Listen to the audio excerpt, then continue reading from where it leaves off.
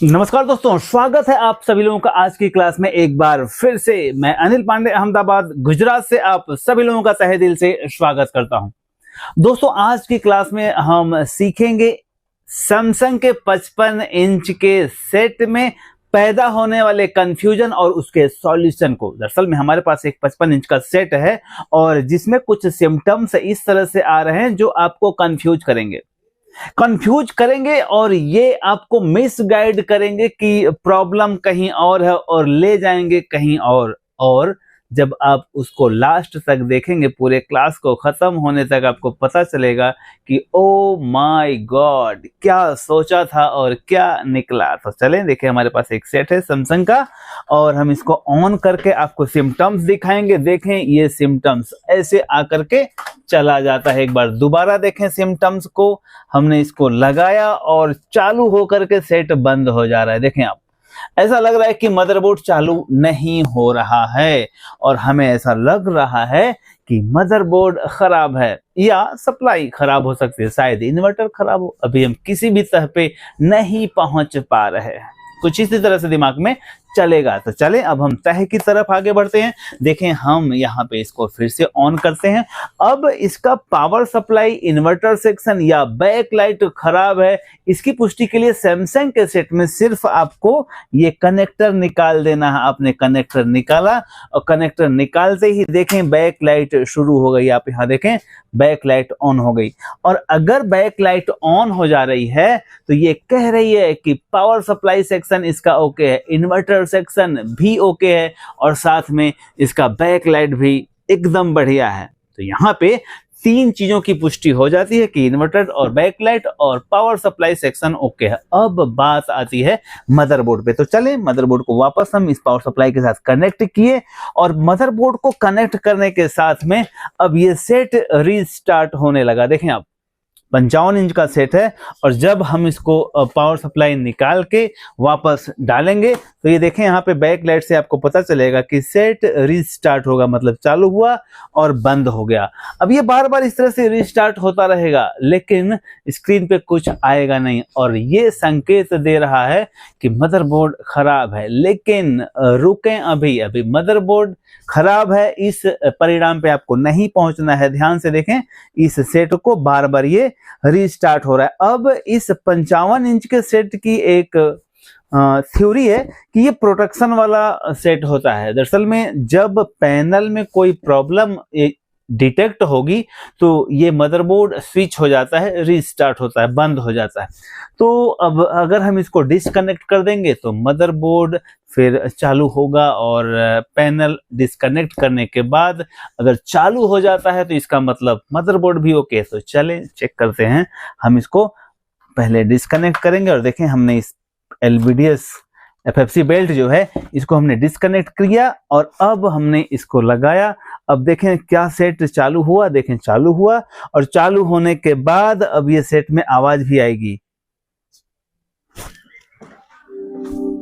देखें आवाज आई और सेट अब चालू हो गया। अब ये रीस्टार्ट नहीं हो रहा है क्योंकि हमने LVDS निकाल दिया है और ये सेट अब चालू हो रहा है। तो अब यहाँ पे ये भी बात कंफर्म हो जा रही है कि इसका मदरबोर्ड भी ओके है। अब बात आती है पैनल की। तो चलें स्टेप बाय स्टेप हर पहलू पे नजर डालते हैं।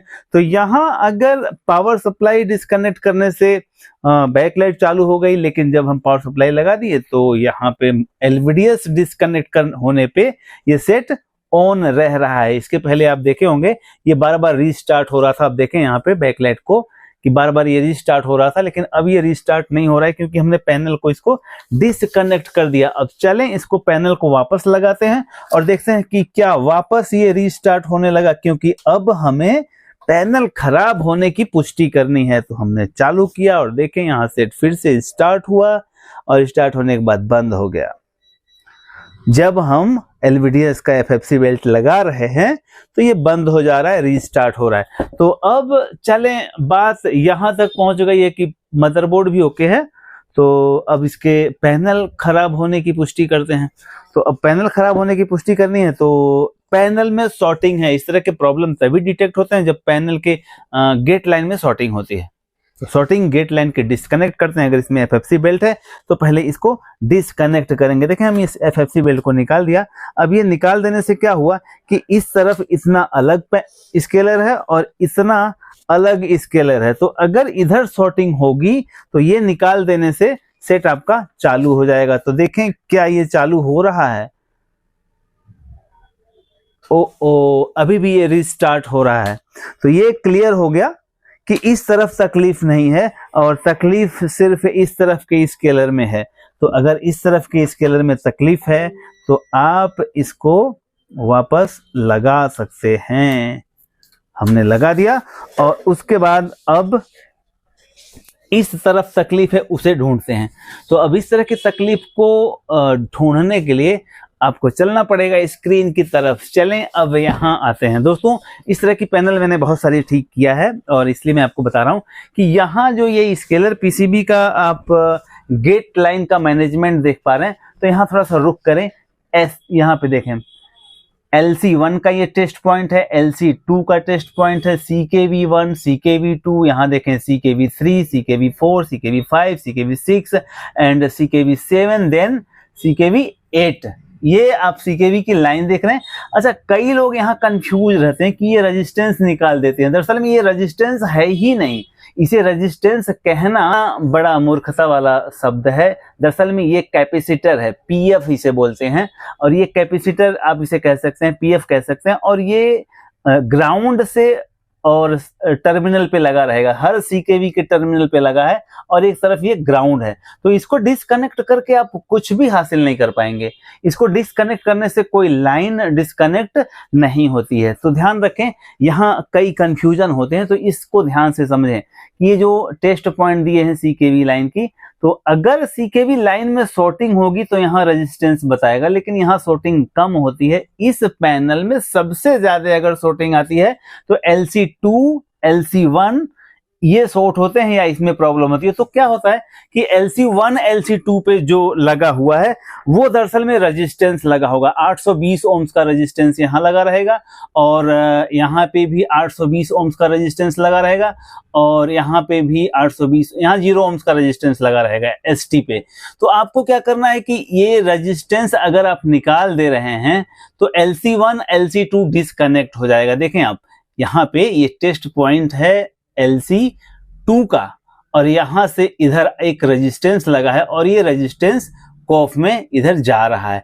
अब अगर ये रेजिस्टेंस आप रिमूव कर देंगे तो जाहिर सी बात है टिकोन बोर्ड और इस कॉफ में जाने वाले लाइन के बीच का कम्युनिकेशन बंद हो जाएगा। तो यहां लाइन काटने की जरूरत बिल्कुल नहीं है। इस दोनों कम्युनिकेशन को आपको निकाल देना है, LC2 और LC1। क्लियर? और अगर ये निकाल देते हैं आप, तब ये सेट में पिक्चर बन जाएगी, 100% बन जाएगी।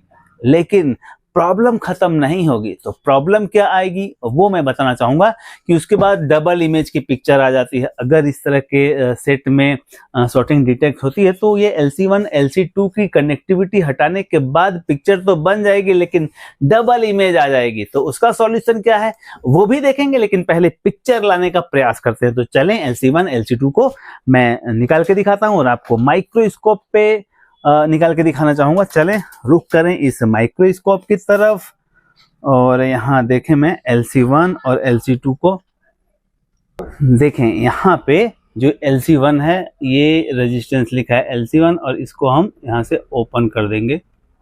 ये हमने ओपन कर दिया, ठीक है, इसको हमने निकाल दिया। और LC2 को भी हमको ओपन कर देना है इस तरह से। LC2 को हमने ओपन कर दिया और इसको थोड़ा सा साफ कर दें। LC1, LC2 आपने जो इमेज स्लाइड में देखा था, देखें यहाँ से LC2 की लाइन है ये, यहाँ पे रेजिस्टेंस लगा था, 820 ओम्स का रेजिस्टेंस लगा था और ये जो आपको दिख रहे हैं ये सारे PF हैं, ठीक है। तो अब इसमें पिक्चर बन जानी चाहिए और अगर इसमें पिक्चर बन गई तो समझ लें ये पैनल 100% ओके हो जाएगी। तो सबसे पहले LC1, LC2 डिस्कनेक्ट करके देख लें। तो हमने डिस्कनेक्ट कर दिया। अब चलें परिणाम की तरफ आगे बढ़ते हैं और क्या परिणाम हमारे पक्ष में आ गया कि नहीं ये देखते हैं। तो हमने सेट को ऑन किया और देखें, ओ माय गॉड, आप देख पा रहे हैं पिक्चर यहां बन गई, देखें यहां पे आप देख पा रहे हैं पिक्चर बन गई, लेकिन डबल इमेज की जो मैंने बात किया था वो आपको दिखाई दे रहा है। यहां पे देखें डबल इमेज आपको दिख रहा है। ये जो डबल इमेज की समस्या है, अब इससे भी आपको छुटकारा मिल जाएगा। लेकिन अगर यहां तक आप पहुंच गए हैं तो आप समझ लें कि अब आप पैनल को अच्छी तरह से ओके कर पाएंगे। अब इसके आगे क्या करना है, ये डबल इमेज वाली प्रॉब्लम को कैसे हमको ठीक करना है। तो डबल इमेज वाली प्रॉब्लम को आपको ST की लाइन डिस्कनेक्ट करके ठीक करना होगा। दरअसल में जो ST लिखा है उसे आपको उसको भी डिस्कनेक्ट करना होगा, और ये जो ST लिखा है ना वहां पे 9 वोल्टेज के आसपास आता है, और ध्यान रखें वहां -9 वोल्टेज आता है। मैं आपको एक बार इसको चेक कराने का प्रयास करूंगा। देखें मीटर से चेक करें, सेट ऑन है, और सेट ऑन होने के साथ में आप यहाँ मीटर की तरफ रुख करें और साथ में देखें कि यहाँ कितना वोल्टेज आ रहा है। ST पे -9 वोल्टेज आप देख पाएंगे। देखें यहाँ पे ये रहा ST, और ST पे आप मीटर में फोकस करें -9 वोल्टेज। और जो हमने LC1 LC2 निकाला वहां कितना वोल्टेज होगा, ये दरअसल में ओड इवन वोल्टेज होते हैं। देखें यहाँ एक बार VGH आएगा, एक बार VGL आएगा। देखें आप, ये VGH आया और दोबारा VGL आया, और मीटर को वहीं रखना है, ठीक है। और यही सिचुएशन रहेगा LC1 पर भी। देखें LC1 और LC2 ये दोनों ओड इवन के वोल्टेज होते हैं, और ये सीधे जो CKV लाइन है उसके साथ में पैनल TFT स्क्रीन के अंदर जाते हैं, ठीक। तो अब ये वोल्टेज जो ओड इवन वाले अंदर जाते हैं उसको हमने क्या किया, डिस्कनेक्ट कर दिया, तो पिक्चर बन गया। लेकिन डबल इमेज आने की वजह ये ST वाला वोल्टेज है, और अब हम क्या करेंगे, इस ST वाले रेजिस्टेंस को भी रिमूव करेंगे। आप देखें थोड़ा ध्यान से, मैं ST वाले रेजिस्टेंस को रिमूव करके उस लाइन को भी अवरुद्ध करना चाहूंगा जो लाइन ST को अंदर ले जा रही है। देखें आप यहाँ गौर से देखें, और यहाँ पे जो ST वाला ये PF है, PF नहीं रेजिस्टेंस, ST वाले रेजिस्टेंस को हमें रिमूव करना है, और ये 0 ohms का रेजिस्टेंस है। देखें ये इसे हमने निकाल दिया।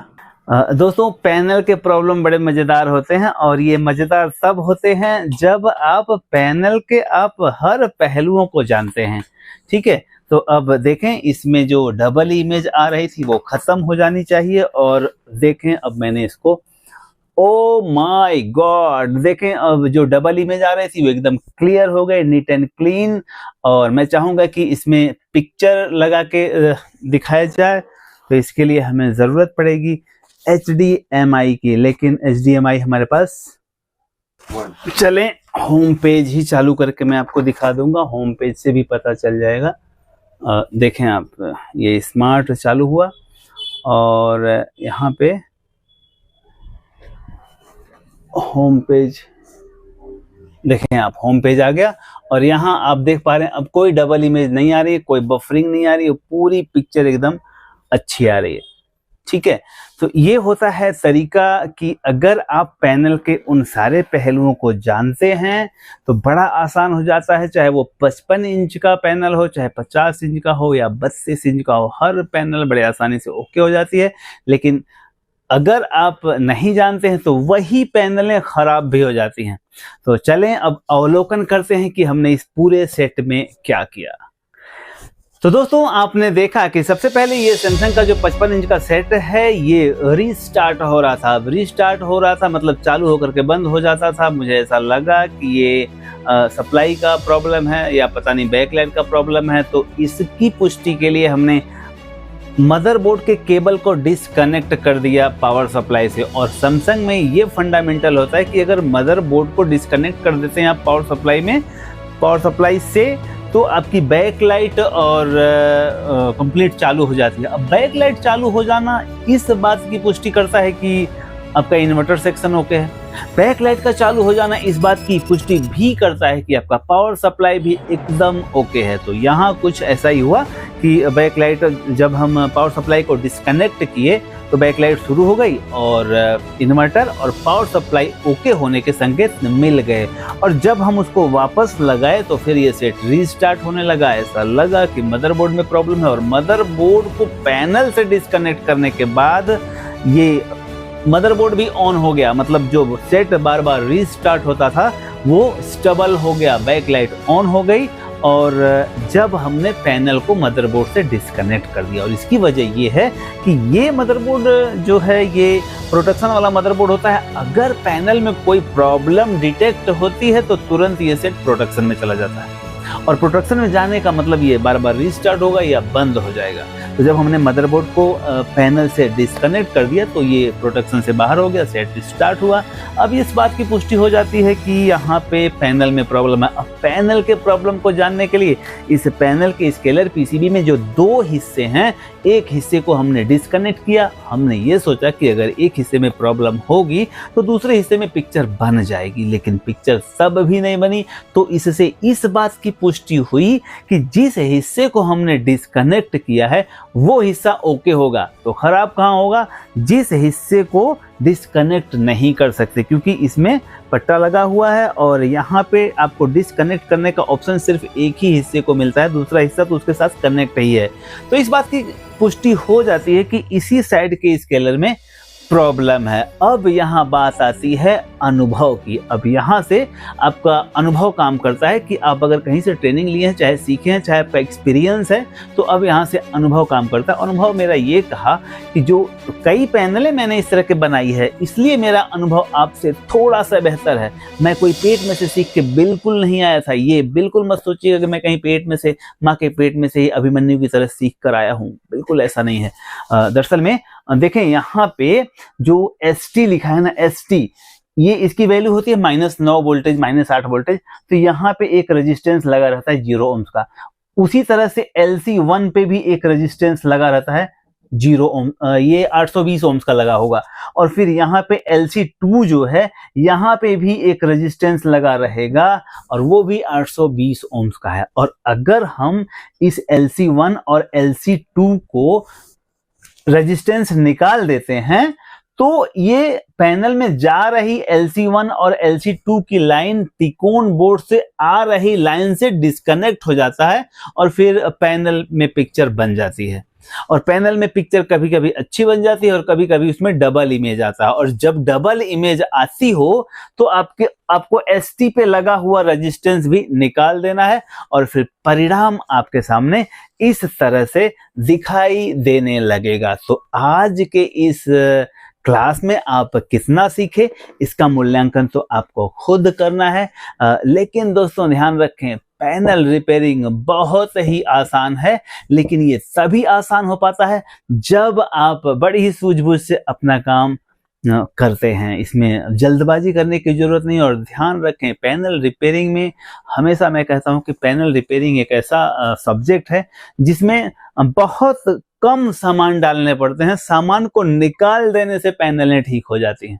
और आपने यहाँ देखा कि पैनल में से हमने 3 रेजिस्टेंस निकाले और एक 55 इंच की पैनल ओके हो गई। अब भला ये कम से कम नई पैनल 18-20 हज़ार की तो होगी ही, और आप 3 रेजिस्टेंस निकाल देते हैं और ये पैनल चल पड़ती है। तो अब सोचें कि आप कस्टमर से कितना अच्छा पैसा ले सकते हैं और अपने काम को आसान कर सकते हैं। तो अब कितना अच्छा लगा आज का क्लास, इसका मूल्यांकन करते हुए चलें अपने अपने फीडबैक दें। Thank you very much. आज का क्लास अटेंड करने के लिए बहुत बहुत आभार। Thank you.